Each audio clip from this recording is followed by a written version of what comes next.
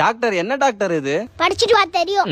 கூட்டிட்டு வாங்க காட்டிட்டு போங்க, பணம் எங்களுக்கு ரிசல்ட் உங்களுக்கா? சகுனமே சரியில்லையே.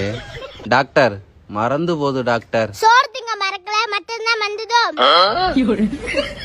டாக்டர் சளி புடிச்சுக்கிச்சு டாக்டர். கல்யாணம் ஆயிடுச்சா? ஆயிடுச்சு டாக்டர். சனியே பிடிச்சிருக்கு, சளி பிடிச்சிருக்கு, ஒரு பிரச்சனையா?